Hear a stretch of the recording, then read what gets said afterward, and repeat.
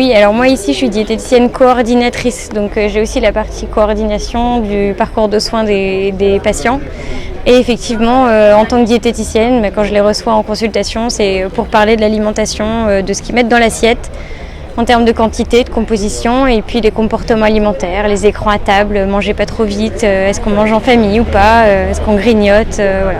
C'est pas évident parce que l'alimentation, quand on mange, c'est quelque chose qu'on fait de manière inconsciente, c'est automatique.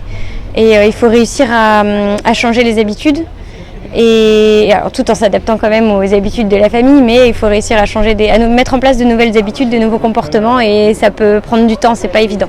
Alors la malbouffe fait partie de l'équilibre alimentaire, mais elle ne nous aide pas forcément. Effectivement, le problème c'est qu'elle est ultra présente partout, à tous les coins de rue, on en trouve. Donc, et puis c'est une alimentation facile, pas chère, mais malheureusement, d'un point de vue nutritionnel, c'est pas très intéressant. Alors, j'ai envie de dire que non, pendant ces événements exceptionnels, on peut se laisser aller. Il faut quand même réussir à se faire plaisir aussi.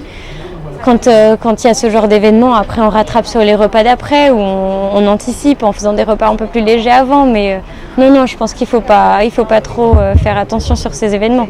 C'est des moments de plaisir. Oui, un grand moment, le 4 mars, journée mondiale de lutte contre l'obésité, journée de l'inauguration des lieux d'accueil des enfants et de leurs familles.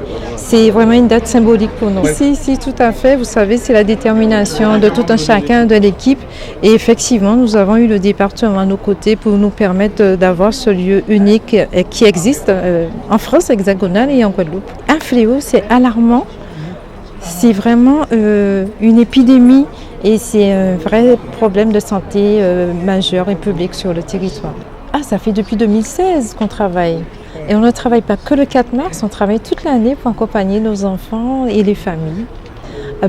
Aujourd'hui, je voulais justement dire qu'il est temps qu'on puisse investir dans la prévention, justement pour éviter à prendre en charge des enfants avec des obésités aussi sévères et morbides sur le territoire. En fait, tout ce qui est santé, c'est une priorité, mais au-delà de la santé, on voit aussi quels peuvent être les dégâts concernant l'obésité. Donc il est important pour nous d'agir, et notre rôle, c'est de créer les conditions, c'est d'accompagner les associations, et je salue le travail qui est réalisé par Madame Sexius ainsi que toute l'association AGOS pour faire en sorte que nous ayons des actions et que nous puissions faire cette promotion et intervenir pour pouvoir atteindre des objectifs de baisser le nombre d'obésité, le nombre de personnes en situation d'obésité au niveau de la Guadeloupe, puisque c'est 54% de la population qui est en surpoids.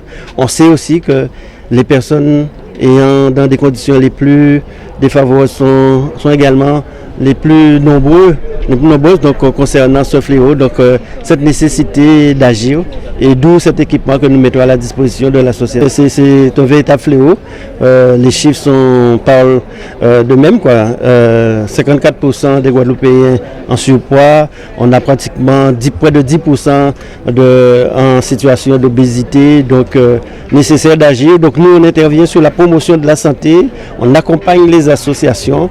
Et donc on crée les conditions pour que les choses s'améliorent. Et c'est aussi l'occasion pour moi de féliciter le travail réalisé par nos administratifs, mais surtout les techniciens, pour que nous puissions avoir un lieu aussi convenable, aussi bien adapté.